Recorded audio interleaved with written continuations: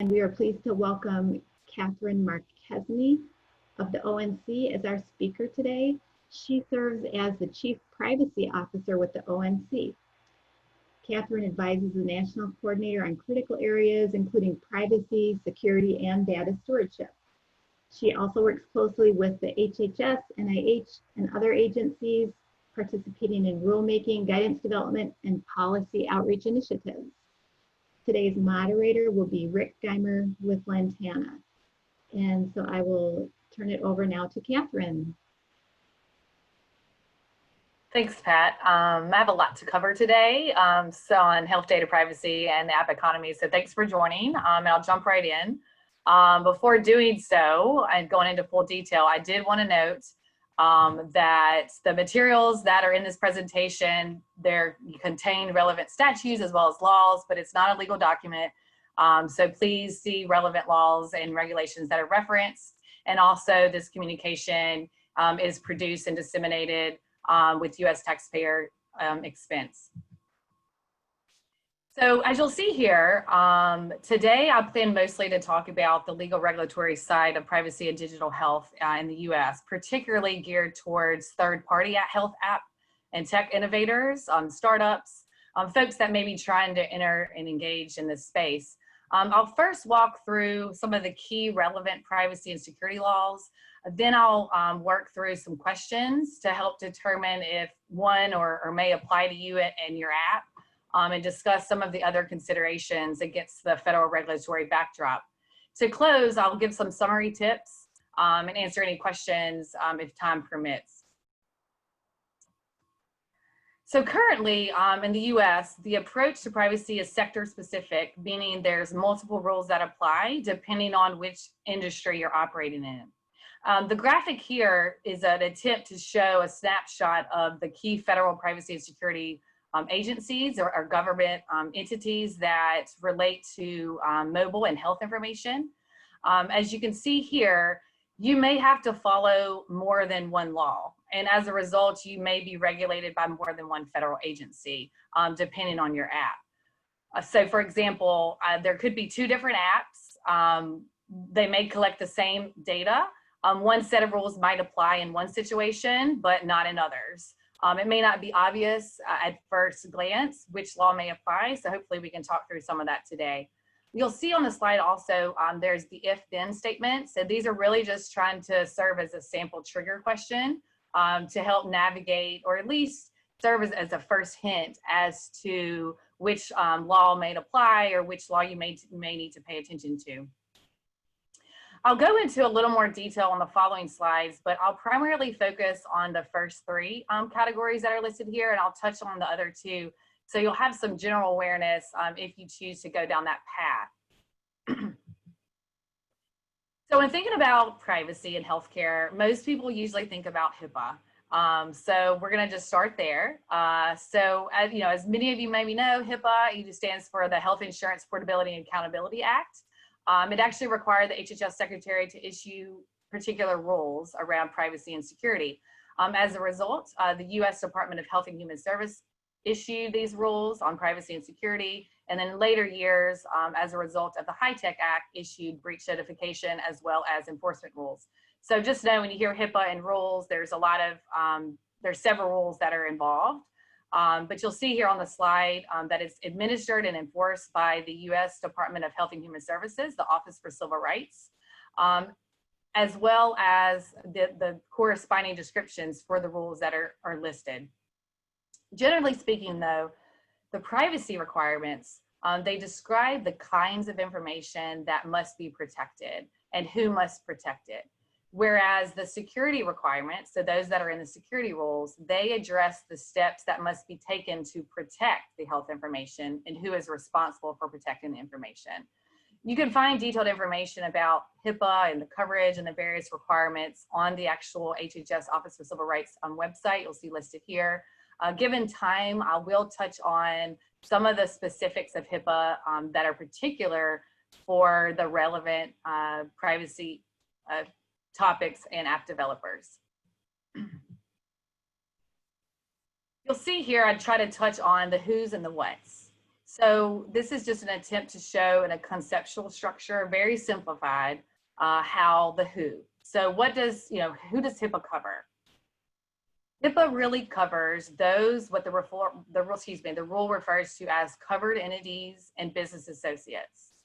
Covered entities, for your awareness, are most health plans, healthcare clearinghouses, as well as healthcare providers who transmit health information in an electronic form that's in connection with a specified administrative simplification transaction. I know that's probably a mouthful, but in general, if there's a healthcare provider and they accept health insurance payments, from an electronic perspective, and their business associates.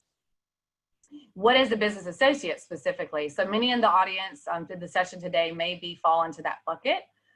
In general, it's a person or entity other than a member of the workforce of a covered entity who performs functions or activities on behalf of or provides certain services for a covered entity.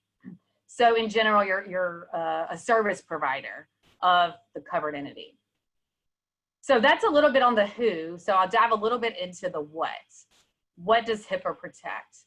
This is what is called protected health information. It's defined as individually identifiable health information. You can see a snapshot of the description on the screen. For clarification, HIPAA does not apply to de-identified information. And just to clarify again, de-identified information, it has to be in coordination with or in alignment with the HIPAA de-identification standards. I know the term's often used colloquially, but for HIPAA purposes, it has to be de-identified according to the HIPAA standards, which there's two you'll see listed on the slide as well. The other kind of category about the what is, HIPAA assigns certain protection responsibilities and obligations to those entities that are covered by HIPAA. And these, just so you're aware, they revolve around the entity itself. It doesn't necessarily, or doesn't follow the data. So these are things like, when the data can be disclosed, what the patient's rights are to the data, what the administrative, physical, and technical requirements are that you have to put in place, as well as the requirements around breach notice, in addition to the associated penalties if you're not in compliance with HIPAA.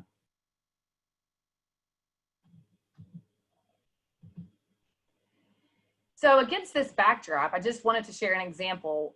When health information is transmitted, it's important to see what's the relationship between the covered entity, so the healthcare provider, the healthcare clearinghouse, and the actual mobile app developer. For example, does the covered entity contract with the app developer to provide the function? Does it not? If you're developing an app on behalf of or providing a service to a HIPAA covered entity, you would be considered a HIPAA business associate. And as a result of this, you would be required to enter into what is called a business associate agreement with the covered entity and have specific provisions within HIPAA that you have to follow yourself. So generally, for purposes of health information privacy and security, there are three categories as it generally relates to HIPAA. First, you have the HIPAA covered entities, which we talked about. You have second, you have the HIPAA business associates. And third, you'll see on the slide, there's this category that is often referred to as non-HIPAA covered entities. So these are organizations or entities or persons that might access or use or handle health information. So think consumer directed app or patient controlled app. These are often considered non-traditional healthcare actors. These are what we would call non-HIPAA covered entities. And over the next 3 slides, I'll discuss some of the other laws that might apply to these entities. Even though they may not be covered by HIPAA, there are some other laws that potentially would apply to them. Before doing so, I did want to share that ONC doesn't regulate the specific privacy or security business practices that are conducted by non-HIPAA covered entities, including the consumer-directed health technology apps. But we have been active in the space, and the slide highlights some of the areas where there's congressional reports, as well as some educational materials, as well as a template as a mobile app developer you could use to help better educate your users on how you might access or use their information once it's collected. So turning to another category, particularly the Federal Trade Commission. The Federal Trade Commission's authority really centers around dealing with consumer protection and competition, as well as data security and privacy for consumer protection in general for the US. Section 5 of the FTC Act, it focuses on consumer protection oversight for entities that are for-profit organizations, regardless if they are covered or not by HIPAA. So just to rephrase that, even if you're not covered by HIPAA, it is likely that the Federal Trade Commission Section 5 applies to you. And what does that mean? Particularly, it focuses on the prohibition of unfair or deceptive acts or practices, often called trade practices, and are affecting commerce. This, deals with things like privacy and security of personal health information that apps might collect, use, maintain, or share, as well as safety as it pertains to your app.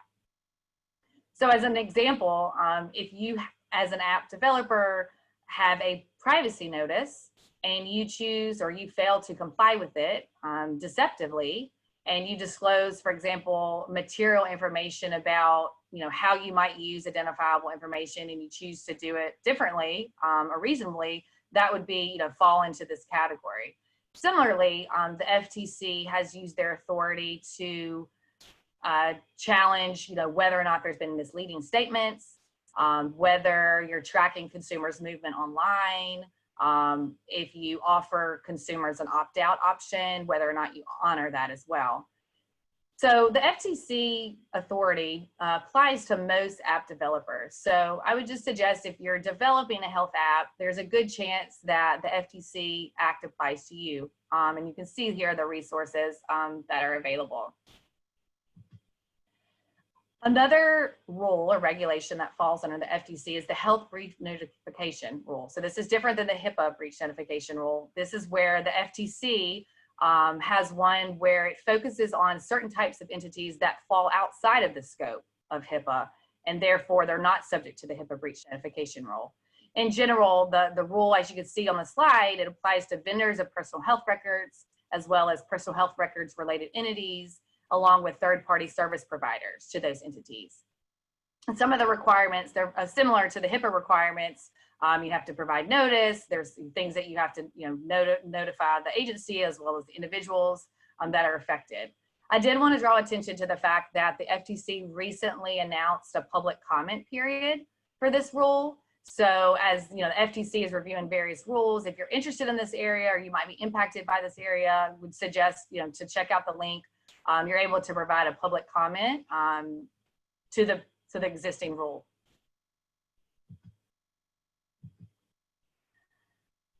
Another area that FTC oversees has to do with COPPA. It's the Children's Online Privacy and Protection Act. So if you're dealing with an app or something that is involving children online, this is something you need to pay attention to. It deals with commercial websites or online services. So this includes mobile apps that are directed at children under 13, but then also where the knowledge of the operator, has knowledge that the children that are engaging or they're collecting information that are under 13. And really what this does is it requires the operator to provide notice and get kind of consent from the parent before they collect the actual information. There's some other requirements around security that need to be in place, but I would encourage folks to check that out if that's something that you're going to be involved in. So as you're probably aware, ONC recently finalized the 21st Century Cures Act. So just changing a little bit, depending on the type of app you have or you're trying to develop, the rule may or may not directly apply to you. So in general, as a matter of whether you're working directly with a healthcare provider or you're thinking of getting your app certified, you would need to really look at the requirements of the rule. And there's several sessions that have been offered at DevDays on this, so I'm not going to spend a time here to do a deep dive on that, so I'd encourage folks to check those out. What I will focus on is if you're solely trying to access a certified API technology in which you would be an API user, That's kind of where the focus of the discussion will be today. I'll walk through, at a very high level, some of the highlights of several of the provisions of the final rule that could impact app developers.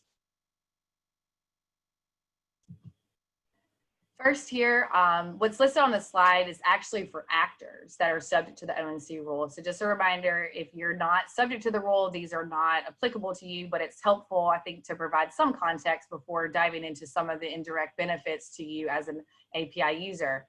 So ONC has here, established an API conditions of certification, and this has to do with the practice of developers of certified health IT. So you can see the actual certification criteria listed. This includes the scope of the information that must be made available, as well as some of the technical standards and specifications.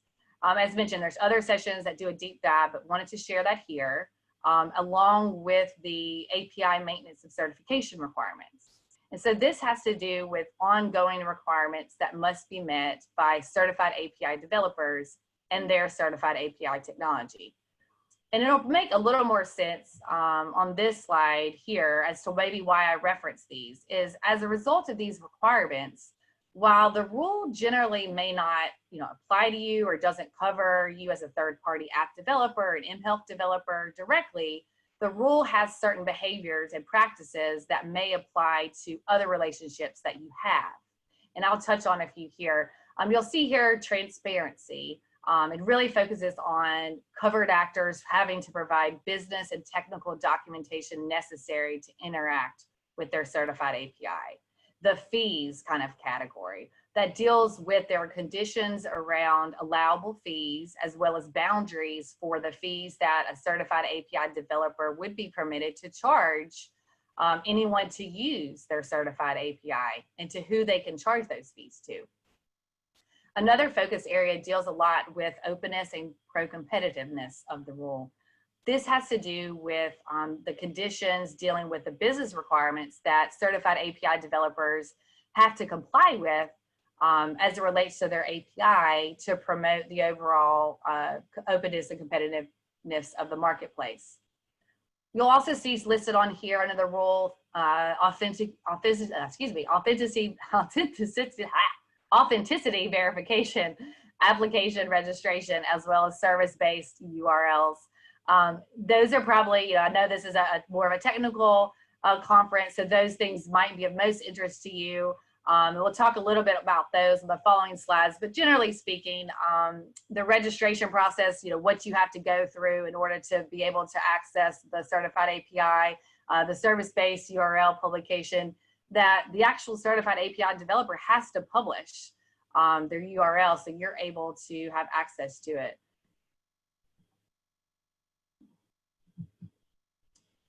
I'll loosely touch on the information blocking part of the ONC rule. So this is in addition to the technical aspects that support the flow of the information that I touched on the prior slides, dealing with interoperability and overall patient access.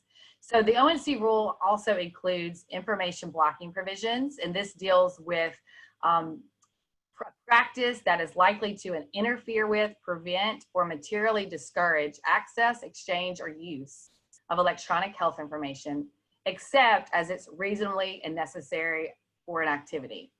So there are certain individuals that this applies to, and really speaking to that topic, but in particular for this group, just wanted to level set on, if you're not already aware kind of what information blocking is, who is actually covered by these requirements.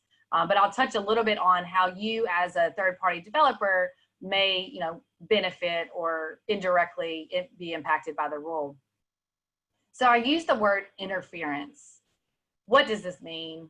So basically, let's say you as an app developer, at the direction of a patient, you're trying to access health information from a certified API developer.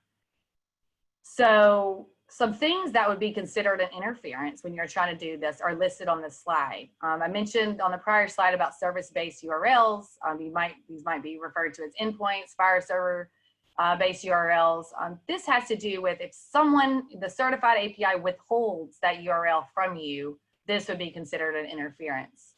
If there's a delay, in which you're able to get access to the information. And there's some timelines associated with this in the rule, but that would be considered an interference. If there's a charge, again, if you're trying to get the information on behalf of a patient, if there's a charge for this, this also, would be an interference. I would say a more popular area, or more an area that seems to be more common than not, what I want to draw your attention to is if they vet you as a third party. So this is to emphasize that third party apps that are chosen by an individual to facilitate their access to electronic health information that's held by an actor, someone who has a certified API technology. There generally would not be a need for vetting on the security grounds. And, and such vetting, if that occurs, would otherwise be considered an interference under the ONC rule. Another kind of area dealing with if, for example, a covered entity, a healthcare provider, required you to sign a contract or a business associate to access the information.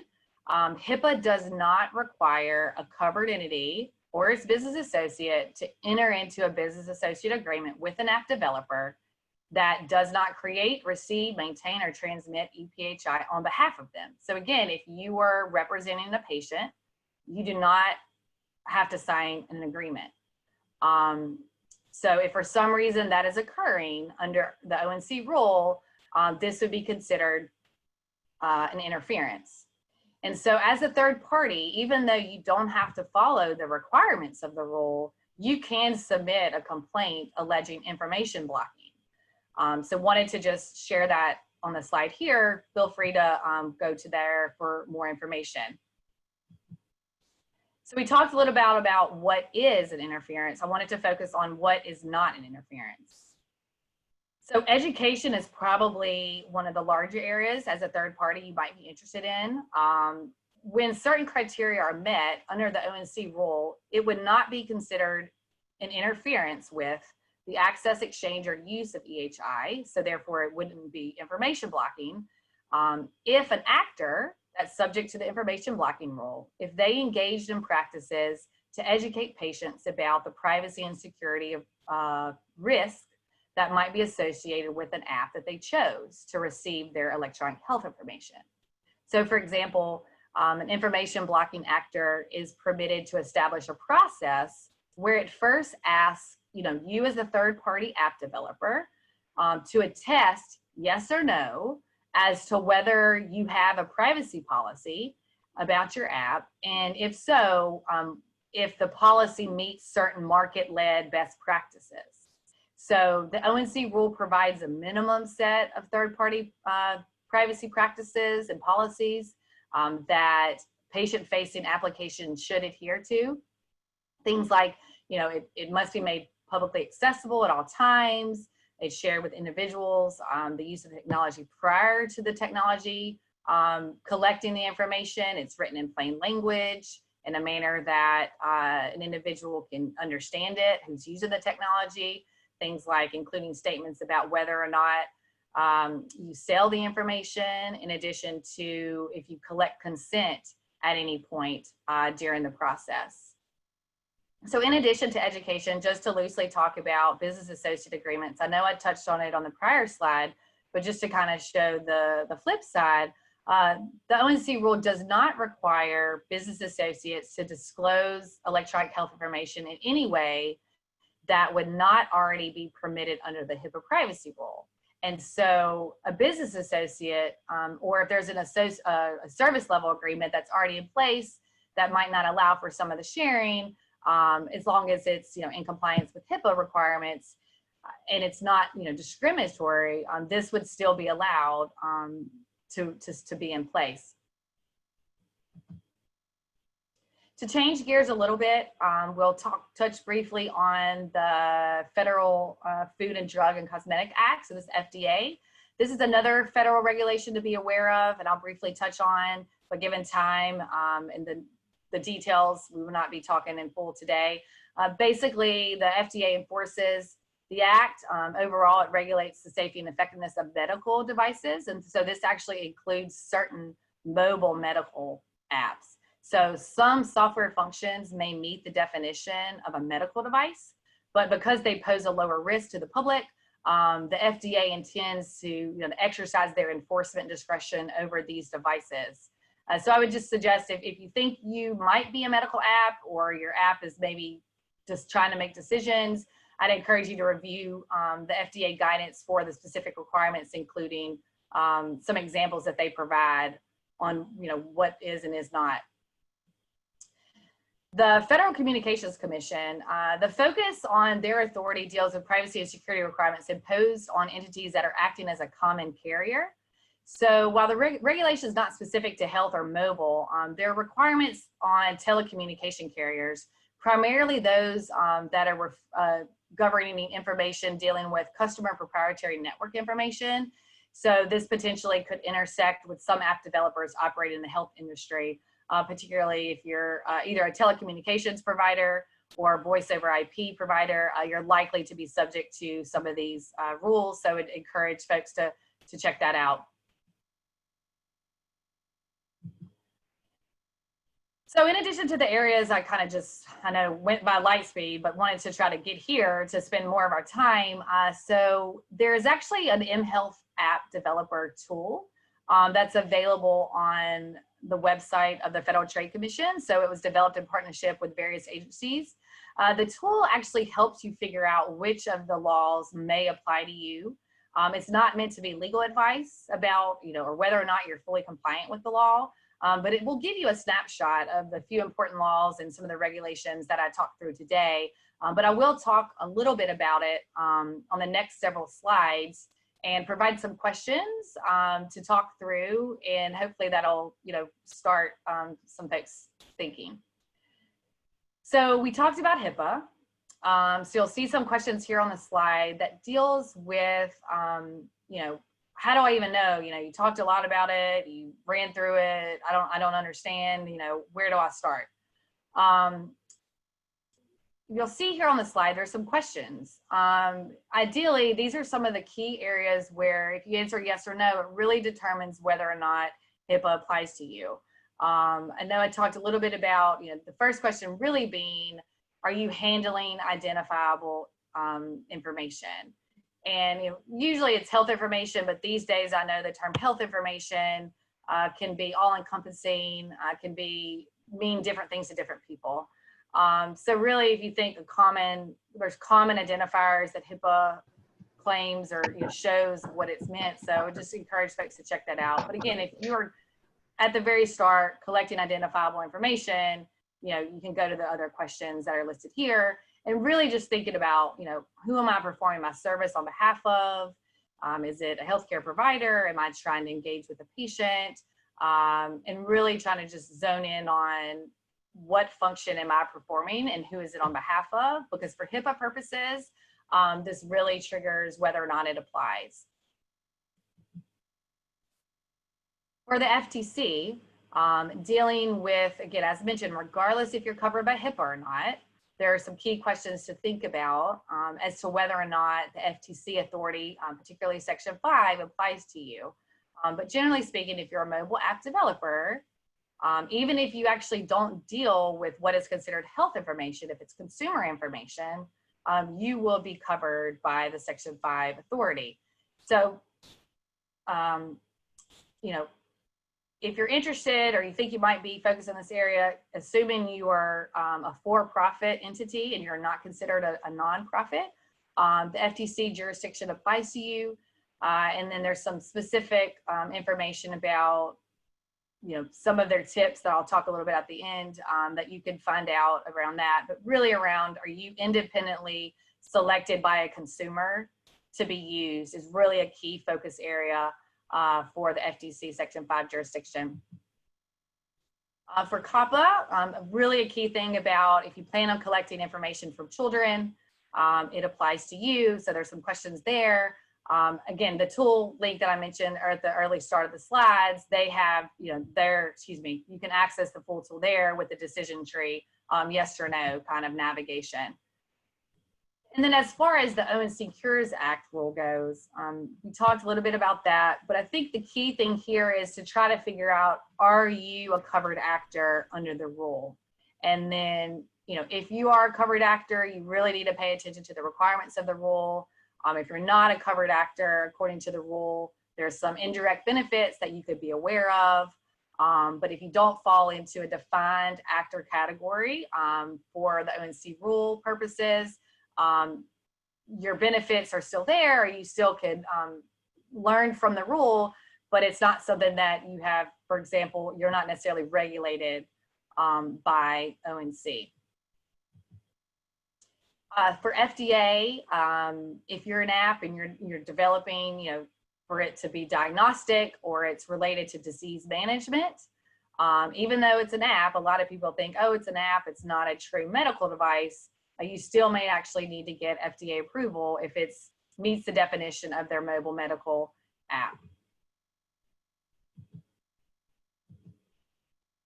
So here, I didn't touch on fully for the FCC, because as mentioned earlier, that's not as specific to health, but I did want to provide a snapshot of some of the questions, maybe to serve as a future reference for you. As mentioned, the tool, the link that's provided on the earlier slides has more of an interactive component. So really helping you as you answer yes or no to the questions, you're able to know where you need to go and what laws may or may not apply to you, even if you're just curious.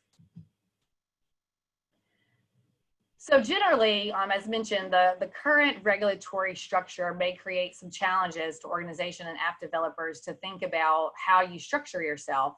So there's a process in which, you know, you as an organization may be crossing over regulatory lines and trying to figure out, you know, where to go. Really is challenging, I would say, for the digital health area, because there are a full range of legal requirements that aren't necessarily readily apparent. Against that, you'll see here on the slide, there are some other issues, situational awareness considerations to think about. I'd be remiss if I did not mention them, because federal law is not the only laws that govern or the only type of requirements or best practices that apply to this area. As approximately, I guess, half states have enacted health privacy rules that apply in addition to the federal rules. You also have some other federal rules that are out there that deal with the type of information that you may be collecting or the people you may be collecting them from. And so this basically is just trying to show that, you know, a lot of the focus is on the federal, but dealing more with the state, as well as there's some industry best practice groups that are out there.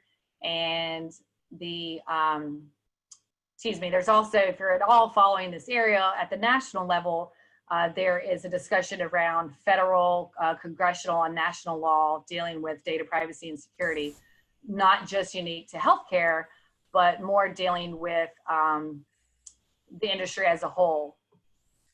Kathryn, we do have 5 minutes left. Great, thank you. So here is just some key tips in closing, really just trying to focus on, you know, if you're entering this area, you're trying to figure out if you want to enter this area, if you're already in this area. One of the key areas to start is to really determine if you are covered by HIPAA, if you're a HIPAA covered entity or a business associate. So as a reminder, HIPAA does not apply to the health information itself. It really only is triggered when there's a covered entity or a business associate. I know we talked through some of the definitions there. And then also, you know, a reminder, if HIPAA doesn't apply to you, other laws might apply. Predominantly the Federal Trade Commission, that's dealing a lot with the consumer protection part of the US. And as mentioned, there's the interactive tool, as well as some other laws, industry standards, as well as national discussions that are happening around this topic. And then lastly, you know, to look into, there are some resources that the federal government, I know ONC as well as FTC and even FDA have resources available for you to seek out if this is an area you're interested in or you have to operate in, as well as industry. There's some codes of conducts that are out there, as well as guidelines to really help app developers enter the marketplace and understand these requirements. that's all I have. So I guess, Rick, I don't know if there's any questions that have come in. I'm happy to address some of those if that's available. Yeah, there are a few. Can you hear me okay? Yes. Okay, so the first one, and it has a follow-up, is does a click by an individual on an agreement to use a third-party app constitute a signed individual request or right of access request? And there's a follow-up that points to a HIPAA guidance page, Okay. the title for which is Individual Rights Under HIPAA to Access Their Health Information, CFR 164.524. And that follow-up quotes it and says the individual's right must be in writing, signed by the individual, and clearly identify the designated person. So I guess the question is, does a click in an app constitute in writing authorization? Okay, yeah, thank you for that. So I'm not speaking on behalf of the HHS Office for Civil Rights, but what I can share is I'm aware of the requirement having to be in writing. That seems like the question has more to do with electronic signature, or is there some way, if it's OAuth or some type of, what constitutes in writing signed by an individual. There is some language, particularly in, I think it's in a preamble language of a HIPAA rule that does recognize electronic signatures, and that requests, for example, if you had to draw an analogy through portals, but the HHS Office for Civil Rights has not specifically spoken to this issue. A lot of their focus area isn't necessarily on how their requirements are implemented, but I can share that I know ONC is aware of this question from stakeholders from the broader community, and we're working to provide or seek clarification with our federal partners to address this. So that's what I can share. You have 1 minute left. Thank you. So there are a few more questions. Let me skip through them. So where does MDDS fit into the picture of mobile health apps? For instance, an app which retrieves data from a medical device and displays it, then sends it back to the EHR. I guess the question would be, who is operating that technology? What service, on behalf of who is that performing? Is it the healthcare provider that is asking for that service? If it's the medical device company, the question would be, is the medical device company a business associate? Is there a contract relationship between the medical device company and a healthcare provider? And then the technology, is it a subcontractor of the medical device? So HIPAA actually covers subcontractors. So it's not just the one-to-one. If I'm a provider and I work with a medical device company, if the medical device company then has a contract with someone else. So that's where I would focus my analysis, would be, who is it being operated on behalf of, and what is the linkage back to the provider from a contracting perspective? Because they very well could be a subcontractor. I do apologize. We are out of time. So thank you very much for this presentation today, and thank you, Rick, for moderating. Thank you all for attending, and please do note that if you had questions that were not answered yet, the Q&A in Whova will be persistent. So Kathryn and Rick will make sure that any questions that are there do get answered. And please see your agenda in Whova to get to your next meeting. Thank you very much. Thanks, Josh. Thank you.